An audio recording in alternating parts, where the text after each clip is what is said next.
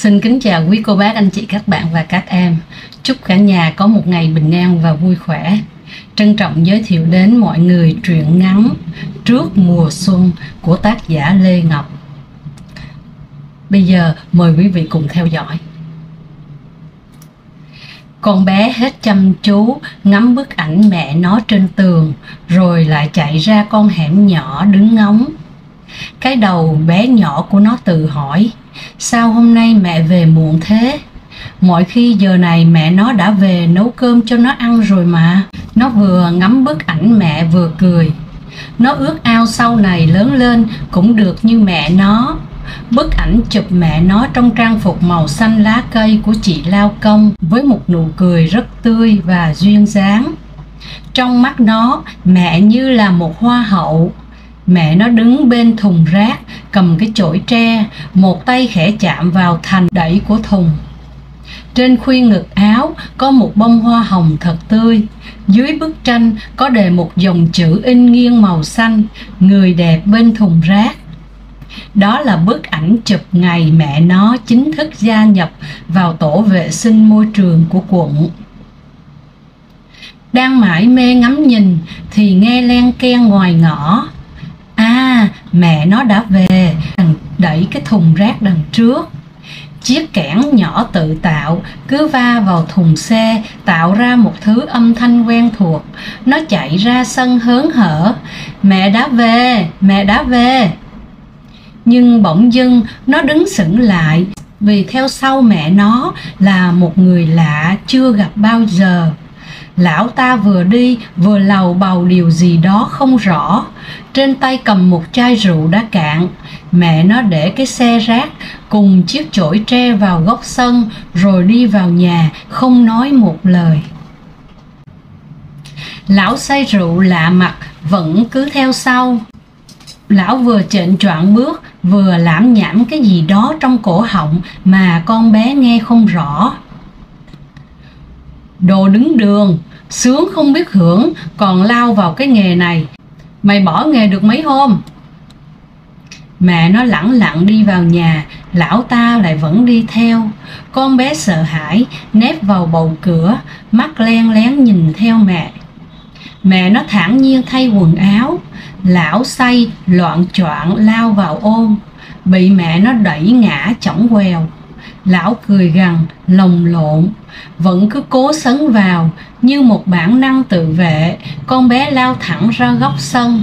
Quên hết cả sợ hãi, nó cầm cái chổi tre chạy thật nhanh vào nhà, đứng trước mẹ nó và lão say đáng ghét. Hai tay nó nắm chặt cái chổi, giơ ra trước mặt lão thách thức: ông không được đánh mẹ tôi, ông không được vào đây, tôi sẽ báo công an. Giọng con bé rung lên. Mẹ nó vẫn câm lặng đứng đằng sau. Lúc đó không hiểu sao lão ta lại đứng sững lại như trời trồng. Giỏi lắm, mẹ nào con nấy, giống mẹ mày lắm, sau này lớn lên. Rồi lão ta nhìn chằm chằm vào mặt con bé, đoạn lão đảo bước ra ngoài đi mất. Lão đi rồi, hai mẹ con mới định thần lại. Mẹ ôm nó khóc tấm tức. Thấy mẹ khóc, miệng con bé cũng méo sệt. Bữa cơm tối, nó chợt nhớ ra câu chuyện lúc chiều, bèn hỏi mẹ: mẹ ơi, cái ông say rượu lúc chiều là ai thế mẹ? Sao ông ta lại vào nhà mình? Mẹ nó mắng: ăn cơm đi, đừng nói nhiều. Lát sau, mẹ nó lẳng lặng đi vào buồng. Mẹ nằm khóc tấm tức trên giường. Nó không hiểu sao mẹ lại làm thế. Có bao giờ mẹ nổi nóng như vậy đâu. Ánh mắt ngây thơ của nó chưa hiểu ra chuyện gì. Nó còn quá bé. Từ nhỏ tới giờ, chưa một lần nó được nhìn thấy mặt cha. Người cha nó ao ước biết bao. Mẹ bảo cha nó chết rồi, nhưng nó không tin. Vì nếu cha nó chết thật thì tại sao lại không có bàn thờ thắp hương, khấn vái và cúng giỗ nữa. Đến khuya, nó dọn dẹp rồi ra đóng cửa, xong vào buồng leo lên giường, chui vào nách mẹ ngủ như một chú gà con. Buổi sáng Khi mọi người còn đang ngủ thì mẹ nó đã phải dậy rồi. Tiếng kẽn len keng thân thuộc lại reo vang lên khắp phố phường. Con bé thức dậy vẫn như thường ngày, nó đánh răng, rửa mặt và tự lo cho mình những công việc mà đáng lẽ ra nó chưa phải làm. Bữa ăn sáng mẹ chuẩn bị cho nó một cái bắp ngô ở trên bàn. Mẹ nó thường nhịn ăn đi làm. Ăn xong bắp ngô, nó chạy sang nhà bên cạnh chơi với bà Mùi, và cũng là chủ nhà của hai mẹ con đang ở trọ. Bà rất quý hai mẹ con nó vì bà biết và chia sẻ trước tình cảnh của hai mẹ con. Nó thường sang đây chơi với bà, được bà dạy chữ cho học. Ngoài bà ra chẳng còn ai chơi với nó. Hơn 6 tuổi, nó vẫn chưa được đến trường và nó cũng chẳng muốn, vì sợ bọn bạn lại trêu là đồ không có cha. Chính vì vậy mà nó không muốn tới lớp nữa. Mẹ nó cũng cho nó ở nhà, chị cố gắng làm một thời gian nữa, rồi khi nào gom góp được ít vốn, trả nợ cho bà chủ, rồi sẽ đưa nó đi một nơi khác thật xa, để không còn ai biết được quá khứ của hai mẹ con. Mong rằng hai mẹ con sẽ được sống yên ổn. Mẹ nó ngày trước từng sa ngã. Chính cha nó, cái lão say rượu hôm trước đấy, đã đẩy mẹ nó vào hoàn cảnh như thế để có tiền thỏa mãn những cơn say, chè chén và bài bạc của hắn. Mẹ nó đã cố gắng trốn đi một chỗ khác rồi mà vẫn bị lão tìm ra. Từ khi có nó, mẹ nó đã bỏ hẳn cái nghề tội lỗi ấy, trốn biệt để sinh nó ra đời. Đã hơn 6 năm trời mà vẫn bị lão phát hiện. Hôm trước, lão định đến bắt hai mẹ con về. Mẹ nó không chịu về nên lão ta lồng lộn như thế. Một khi lão đã phát hiện ra nơi ở mới rồi thì từ nay hai mẹ con khó về mà yên ổn. Một năm nữa lại sắp hết, Tết sắp đến.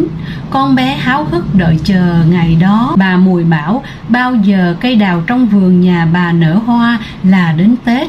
Con bé ngây thơ hỏi: nếu cây đào không nở hoa thì sao hả bà? Không nở hoa thì Tết có về không?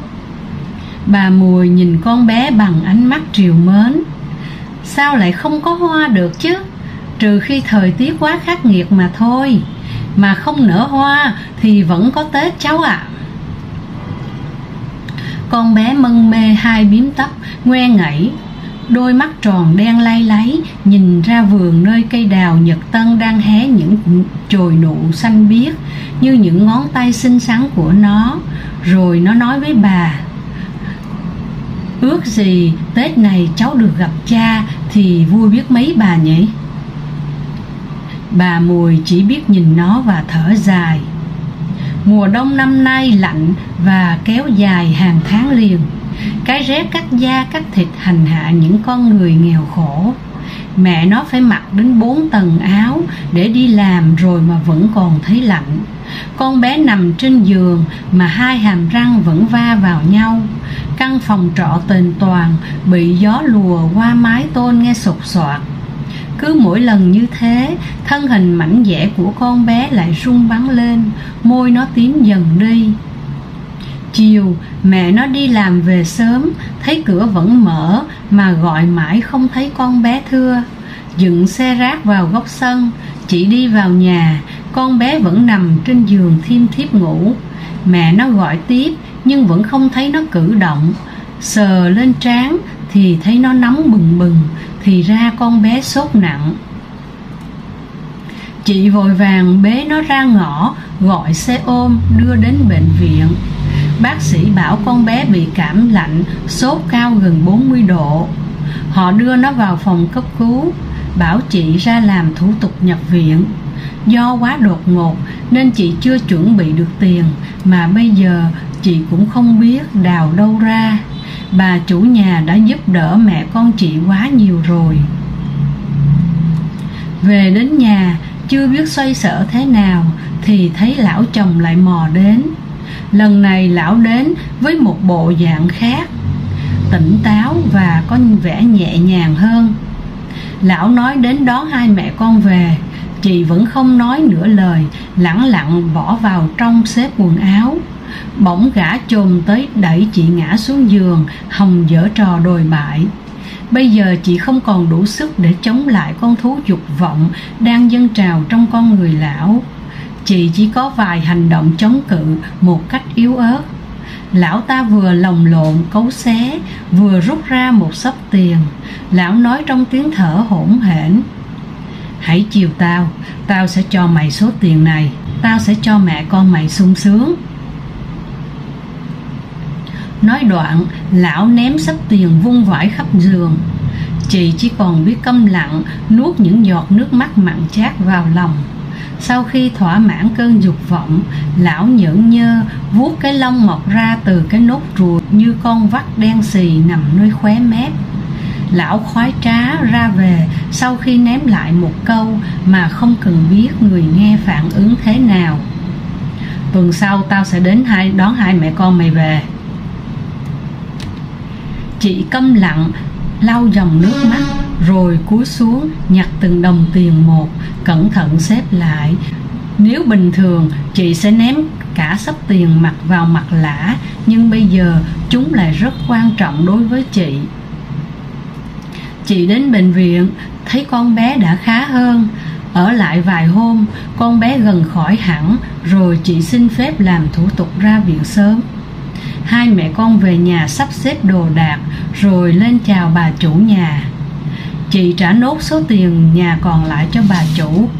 Bà như biết được nguyên nhân, nhẹ nhàng đẩy số tiền đó về phía chị và bảo: "Cô cứ cầm lấy mà lo cho cháu, sau này có thì trả sau." Chị ra đi, rơm rớm hai dòng nước mắt. Thì ra trên đời này vẫn còn người tốt. Cuộc sống của hai mẹ con chị chưa phải là đường cùng. Hai mẹ con sắp xếp đồ đạc vào chiếc ba lô to. Con bé ngây thơ hỏi mẹ đi đâu. Mẹ nó bảo: "Về quê ăn Tết thôi con." Con bé thích quá reo lên: "Thế thì thích lắm mẹ ạ. Về quê mẹ có được gặp ông ngoại không?" Mẹ nó cố lãng đi để không phải trả lời câu hỏi của con bé. Đôi mắt buồn nhìn về một cõi mênh mông xa vắng. Chị đang nói dối nó, vì chị đâu còn quê hương, mất cha mẹ từ nhỏ. Bây giờ chị cũng không biết hai mẹ con sẽ đi đâu. Những cơn rét dài mãi rồi cũng uể oải tan. Những tia nắng ấm áp đầu xuân lung linh khắp phố phường. Hai mẹ con, một con người khắc khổ cam chịu đi trước, đứa trẻ thơ ngây bước theo sau. Qua mảnh vườn nhỏ nhà bà Mùi, con bé nhìn thấy những cái nụ đào tím tím bắt đầu hé nở, báo hiệu mùa xuân sắp đến. Nó mơ hồ thấy một cánh én nhỏ bay lạc giữa phố phường nhộn nhịp. Thế là mùa xuân đã đến.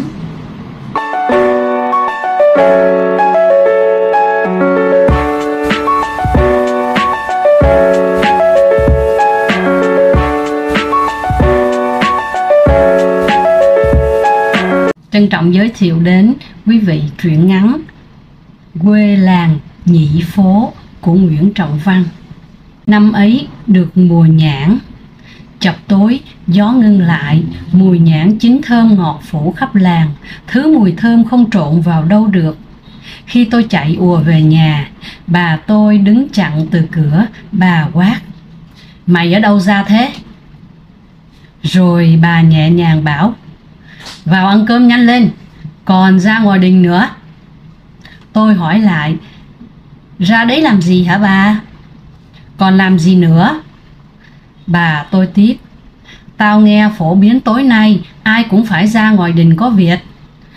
Với bọn trẻ chúng tôi, có việc chẳng quan trọng, điều sướng nhất lại là có dịp để tha hồ nghịch."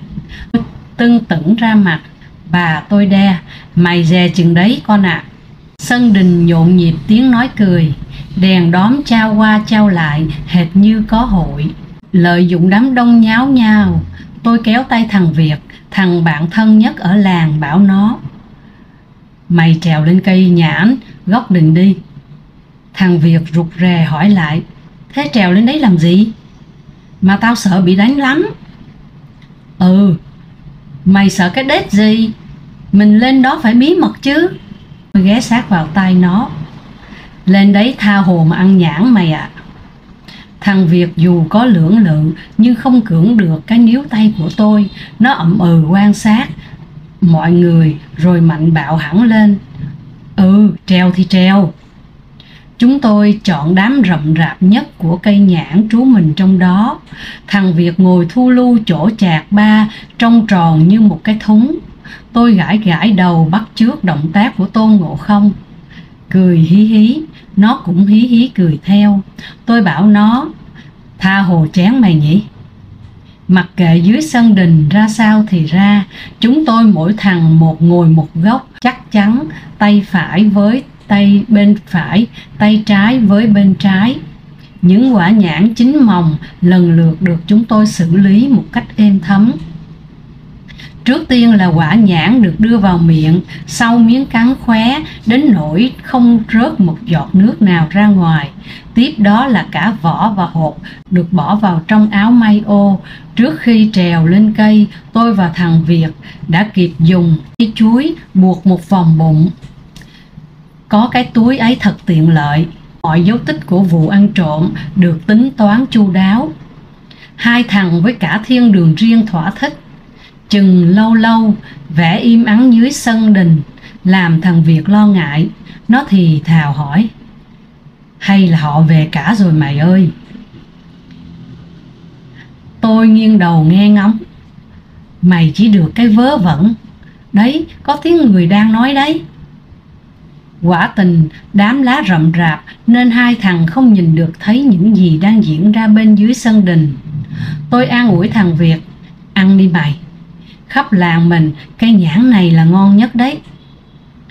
Cũng phải đợi mọi người về hết, tao với mày mới xuống được. Giờ mà xuống là lộ ra họ đánh què cẳng đấy. Tiếng người nói dưới sân đình bỗng to hẳn. Tiếp đó rộ lên như có ai đang mắng mỏ. Tôi bảo thằng Việt, mày lui sang cành bên kia ngó xem họ làm gì mà ầm ĩ thế. Thằng Việt ngồi sau hồi ngó nghiêng nói vọng sang, tao chẳng hiểu gì cả, lạ lắm mày ạ. Đúng là lạ thật. Tôi nhìn xuống sân đình, dân làng ngồi đen ngòm thành từng đám. Ngay trước cửa đình có ai đó đang đứng nói cạnh một chiếc bàn mộc. Cây đèn bão đốt bằng dầu ma rút tỏa khói làm người đứng nói chốc chốc chụm tay khúng khắng ho. Nhưng thái độ qua cử chỉ có nhiều phần quyết liệt. Tôi tự nhiên nghe rất rõ. Với những người đã biến chất sinh hữu hóa, tôi đề nghị bà con cần lên án. Chúng ta đấu tranh vì quyền lợi và sự bình đẳng nam nữ. Một người chồng, một người cha như vậy sẽ không có chỗ đứng trong giai cấp chúng ta. Đám đông nhao nhao hẳn lên. Có ai đó nhanh tay cầm đèn bão soi xuống gầm bàn. Ở đấy có một người đàn ông ngồi ôm gối, đầu cúi gầm. Cây đèn bão được đưa sát vào hơn nữa. Người đàn ông tội lỗi như muốn chui vào gầm bàn. Đám người ồn ào, phải kiểm thảo, phải loại bỏ. Có ai đó ném một vật gì đó vào gầm bàn, tức thì nhiều thứ được ném vào đó. Bị kích động bởi sự kiện đấy, hiếu kỳ tôi hét to lên, Việt, cùng tao ném vỏ nhãn vào tên kia. Hai thằng chúng tôi vừa hò hét, vừa lôi từ trong bụng áo và ném thẳng vỏ nhãn về phía trước. Có kẻ ăn trộm nhãn đình, có kẻ ăn trộm nhãn đình bà con ơi. Mọi người đã phát hiện ra chúng tôi và đổ xô về phía cây nhãn. Từ gầm bàn, người đàn ông tội lỗi cũng ngẩng mặt lên. Ánh sáng đỏ lòe của cây đèn bão cũng đủ để nhận mặt anh ta. Tôi kêu lên, hình như là thầy mày. Thằng Việt cũng kêu lên, thầy tao. Mọi người lẫn lộn ngơ ngác. Lợi dụng cơ hội đó tôi giục, truồng nhanh. Nhưng mà thầy tao. Thằng Việt hỏi lại, thầy tao mà. Tôi hét lên, truồng mau, kẻo họ đánh chết bây giờ. Hai thằng tụt xuống, chạy biến vào bóng tối. Tắp lối mòn ven cánh rừng trọc cháy vì bom, tôi dìu thằng Việt ngồi tựa vào một hốc đá. Nó đang thiếp đi, mặt tái dại vì mất nhiều máu. Nhìn nó đầu nghẹo liệt lệch sang bên phải, mồm há ra thở, tôi vừa thương vừa giận. Đêm hôm qua, nó thò đầu vào võng tôi, nói đủ nghe, mai còn được nghỉ, mày báo là tao đi kiếm rau nhé. Tôi ậm ừ, mày đi đâu? Nó nói lại, bảo tao đi kiếm rau là được. Đêm yên tĩnh hiếm hoi, ngoài mặt trận đã nhanh chóng lôi tôi vào giấc ngủ. Thằng Việt chợt cựa mình, nhăn mặt ú ớ. Tôi cố nước mắt nhìn nó và lo ngại nhìn chiều đang sầm sập tới. Gió chiều thổi rờn rợn, đâu đây thỏa một thứ mùi tanh lợm lợm. Thằng Việt hết ú ớ, tôi giật mình thấy nó mở mắt nhìn tôi như muốn nói. Tôi ngồi xuống bên cạnh đó, thò tay tháo dây lưng. Mày uống nước cho lại sức. Những giọt nước cuối cùng trong bi đông được cả hai tay tôi dốc ngược như đổ vào miệng thằng Việt. Nó chét miệng, cục yết hầu đưa lên đẩy xuống to và nhọn, trông như một cái trục khủy của tay quay cơ khí. Tôi hỏi nó, đau lắm hả? Tao sẽ đưa mày về đơn vị. Nó gật đầu, mặt méo sệt, chiều nhập nhoạng phủ một màn ám khói lên mặt thằng Việt. Từ rất xa vọng lại những chuỗi nổ của bom. Tôi nhõm dậy định xốc thằng Việt đi tiếp. Thằng Việt thõng người phìu phào nói, không kịp đâu mày. Mày cho tao nói. Trời tối hẳn. Ông Oa quờ tay chắn ngang miệng tôi. Đó là năm bao nhiêu hả chú? Tôi trả lời, em làm sao quên được, đấy đang là mùa khô năm 1971. Chúng tôi cùng im lặng. Ngoài kia nắng mang màu hoa lý phủ vàng nhẹ lên khắp các đầu cây. Tiếng rang rang của bầy ong càng làm cho không khí như ngưng lại. Mùi nhãn chín thơm một cách kỳ lạ. Tôi chợt chạnh buồn và ái ngại nhìn ông Oa đang quệt tay lau nước mắt. Chú cũng ở với cháu được mấy năm. Cái thằng... Ông Oa miếu máu khóc thành tiếng. Khổ. Này chú bảo cháu nó có tha thứ cho tôi không? Cả chú nữa. 3 hôm trước, tôi tình cờ gặp được ông Oa sau 36 năm ông mất tích. Câu chuyện kiểm thảo năm nào, cả tôi, cả làng nhĩ phố đã quên phắt. Cơn lốc chiến tranh cùng bao sự biến đổi đã không cho phép ai tỉnh lại mà nhìn lại những gì của quá khứ. Sau hồi tru tréo của dân làng phát hiện ra có kẻ ăn trộm nhãn đình, tôi và thằng Việt cắm đầu cắm cổ chạy. Cuộc kiểm thảo bị ngưng lại đột ngột và chuyển hướng sang cuộc truy lùng kẻ trộm. Đến khi chả ai bắt được ai và mọi người ai về nhà nấy, lúc đó dân làng mới thấy ông Oa không có mặt ở nhà. Mấy ngày tiếp theo vẫn bặt tin, những lời đồn bắt đầu thì thầm ở mọi ngóc ngách. Người ta bảo Tây Oa bỏ làng đi trốn rồi. Người thì nói, dám, có mà gieo mình xuống đâu đó. Thằng Việt ngồi khép nép trên giường nhà tôi, mắt ráo hoảnh. Bà tôi lựa lời, thầy mày hồi bé được tao cho bú nhờ đấy, gớm. Nhây gì mà nhây khiếp thế. Rồi thằng Việt ra về, nó đứng đầu ngõ nói với tôi, bu tao mấy hôm nay khóc toàn là khóc. Rồi nó nhìn tôi van nài, mày còn chơi với tao không? Ông Oa chợt lên tiếng phá ngang cái vẻ trầm u giữa tôi và ông. Ở cùng đơn vị với chú, cháu nó có nhắc về tôi không? Nó vẫn coi tôi là thầy nó chứ. Tôi không trả lời, đầu gật gật. Khói thuốc lào bay ào ào vào mắt. Tôi ậm và nước mắt ứa ra. Ông Oa quay vội đi, lấy tay che ngực ho mấy tiếng. Tôi cùng mấy thằng trong tiểu đội đứng lặng bên mộ thằng Việt. Đống đất mới lấp còn tươi màu đỏ. Trên mộ nó, tôi đã khéo léo chôn một cây cọc nhỏ làm dấu. Không có hoa, chỉ vài cành lá xanh sót lại, trong đơn điệu hết chỗ nói. Tất cả im phăng phắc. Tiếng chính trị viên đọc rành rọt: căn cứ vào kỷ luật chiến trường, nay cảnh cáo quân nhân khiếu quan Việt đã vi phạm. Tai tôi ù lên, không còn nghe được gì nữa. Đống đất nhòe đi và biến mất. Tôi hốt hoảng trấn tĩnh lại. Tôi thấy thật là xấu hổ khi trong đơn vị lại có một quân nhân tự do. Các đồng chí nên nhớ rằng chiến trường là nơi rèn luyện cao nhất. Bất cứ một hành vi vô kỷ luật nào cũng sẽ được một bài học như bài học của quân nhân Việt. Tiểu đội lặng lẽ giải tán. Tôi ngoái nhìn nấm mộ thằng Việt một lần nữa. Việt ơi, sao mày lại chết? Sau nhiều thương vong qua các trận đánh, đơn vị tôi được lui về phía sau củng cố. Đấy chính là cái lý do để xảy ra chuyện thằng Việt. Lúc ngồi cùng thằng Việt bên hốc đá, tôi quàng tay giữ người thằng Việt giúp nó gắn qua cơn đau. Thằng Việt vất vả nói: hai hôm trước mày có nhớ không? Lúc qua đỉnh đồi 256, tao thấy. Thằng Việt nhăn mặt. Tôi bảo nó: mày đừng nói nữa, nó nhiều mất sức. Gắng chịu đau để tao cõng mày về đơn vị. Nó lắc đầu mệt mỏi. Tao thấy đồ của con gái phơi dưới lùm cây. Tôi nói to: thì ra là mày thấy gái à? Chết rồi, mày giống thầy mày. Thằng Việt níu chặt lấy tôi.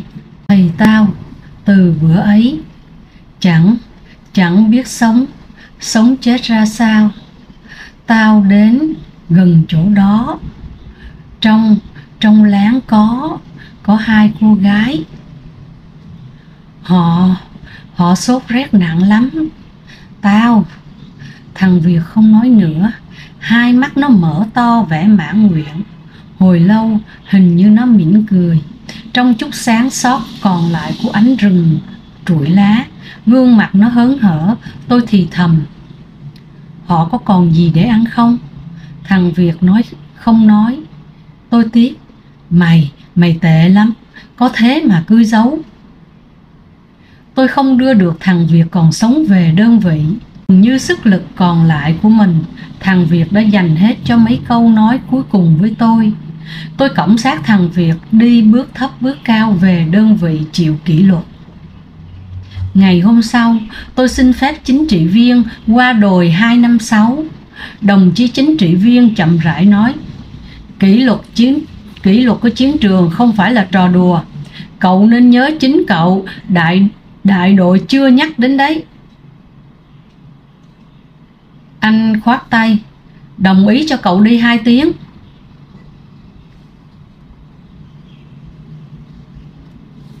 Đó là một kho nhỏ có từ năm 1967. Ban đầu nó làm nhiệm vụ bảo quản lương thực, sau bảo quản quân trang do các đơn vị gửi lại lên đường Giao Liên. Xét thấy không cần thiết lắm nên binh trạm đã bớt người của kho. Thấy tôi vào, hai nữ đồng chí hỏi: anh Việt đâu rồi? Đồng chí. Họ khá ốm yếu, da xanh tái và giọng nói vẻ đứt hơi. Tôi lặng lẽ ngồi xuống chiếc ghế được làm bằng thùng đạn, nói mà không dám nhìn họ. Việt chết rồi, chết hôm qua, lúc ở đây về.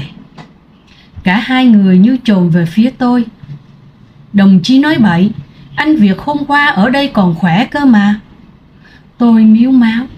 Việt chết thật mà, nó vướng lựu đạn cài dưới mé đồi. Hai cô nhìn tôi trừng trừng rồi cùng khuỵu xuống và ôm tròn lấy nhau gào lên: anh Việt ơi, tại bọn em làm anh chết, tại bọn em. Tôi đỡ hai cô gái lên, nhìn thẳng vào hai cô. Tôi hỏi lại: tôi không hiểu. Một cô bình tĩnh hơn nói: mấy hôm qua đây, anh Việt thấy bọn em sốt quá, anh ấy bảo để anh ấy lo cơm nước giúp. Chiều qua, anh Việt ơi, chiều qua anh ấy mang quần áo của chúng em đi giặt. Tôi lặng người và ớ ra. Hóa ra là sau khi xuống giặt, Việt đã qua bên kia suối tìm rau thật. Cậu ấy vướng phải lựu đạn do chính mấy cô gái cài về phòng thám báo. Chính linh cảm đã giúp tôi tình cờ tìm thấy việc trong tình trạng cuối cùng của cuộc đời. Các cô lại gào lên: "Anh Việt ơi! Anh Việt ơi! Anh tốt thế, sao anh lại chết? Tại chúng em rồi." Những vật vã ân hận và tuyệt vọng của hai cô làm tôi khó xử. Mãi sau tôi mới cất lời được: "Việt chết còn bị kỷ luật đấy." Thay vì những giọt nước mắt và những tiếng kêu gào đau đớn, cả hai cô há hốc mồm và yên lặng như chết. Ác thay, chập tối đêm hôm ấy, đơn vị tôi được lệnh đi tiếp vào trong. Gió lại làm dậy lên mùi thơm của nhãn chín. Ông Oa run run mồi đóm vào tẩu thuốc. Tiếp đó là tiếng rít kéo rõ dài, khói thuốc nhả mù mịt dưới khắp gian phòng. Bỗng chốc người đàn ông ngoài 60, bé tỏng teo, tưởng như một chú bé con vừa bị ăn đòn mẹ. Tôi chuyển hướng. Ở trên tỉnh, nhiều người khen bác lắm. Thật không ngờ em và bác lại nhận được nhau. Ông Hoa ngậm ngùi: "Chuyện đời dài thật đấy, và ngắn thật đấy. Ngày tôi xấu hổ quá, bỏ làng lên ngược, thằng Việt mới lên 8. Vậy chú với cháu cùng tuổi à?" Tôi gật đầu xác nhận và tiếp: "Chuyện thằng Việt coi như bác và em đã kỹ rồi. Bác kể về bác đi. Thì ít ra hôm nào về làng em còn có chuyện để nói lại với bác gái." Ông Oa mặt quay đi: "Bà ấy chắc hận tôi lắm. Hồi làm bạn với mẹ thằng Việt, tôi 17, còn bà ấy đã 26. Chuyện quê chú à." Tính Geneva, gia đình bắt ông lấy vợ, chẳng hiểu cũng thích hay không dám trái ý gia đình, mà ông Hoa đồng ý. Người đàn bà là vợ ông, tuy tuổi đã cưng cứng nhưng được cái tính cái nết. Họ có với nhau thằng Việt. Bà tôi bảo: "Tưởng đi lính Cụ Hồ thằng Oa sáng ra, chứ ai ngờ đổ đốn. Hết hạn về làng, được tín nhiệm làm anh cán bộ, chẳng dè đâm ra phải lòng gái." Bà tôi ậm ừ không nói nữa, tôi cũng chỉ biết đến thế. Chú giờ là ông nhà báo, chữ nghĩa chú nhiều, chữ của chú cả thiên hạ xem. Chú cho tôi biết thế nào là tình yêu, thế nào là số phận. Tôi nhìn ông Hoa ngờ vực. Vẻ đáo để bất chợt của ông khiến tôi phải nghĩ lại. Ông Hoa tiếp: "Âu cũng là số phận. Bỏ làng đi vì xấu hổ, không dám về làng vì trót dại gần mấy năm." Không ai nói nữa, phần tôi cũng thấy khó. Nhưng hiện tại, vì một ông Hoa nổi tiếng vùng này, giỏi làm kinh tế gia đình là điều chấp nhận được. Và một bài báo của tôi là việc chắc chắn. Ngoài kia, vườn đồi nhà ông Hoa bạc ngàn nhãn. Những cây nhãn đang mùa cho quả, trông không thể chê được. Tôi lựa lời: "Xong vụ nhãn, bác về thăm quê nhé." Ông Hoa bùi ngùi: "Cũng may là hôm bỏ làng đi, tôi và cô ấy chỉ mang theo ít nhãn." Rồi ông Hoa cười giòn: "Thế mới có đồ nhãn như bây giờ." Chia tay ông Hoa, lòng tôi đang xen lại các loại tình cảm. Làng quê phố nhĩ của tôi, của thằng Việt, của ông Hoa và mọi người râm ran nhãn chín. Bà tôi hồi còn sống đã nói cây nhãn chín là làng mình con ạ. Xin được phép kết thúc câu chuyện ở đây. Xin chân thành cảm ơn tất cả mọi người đã lắng nghe. Quý vị nhớ đăng ký kênh để được nghe chuyện vào lúc 5:30 sáng mỗi ngày. Xin chào.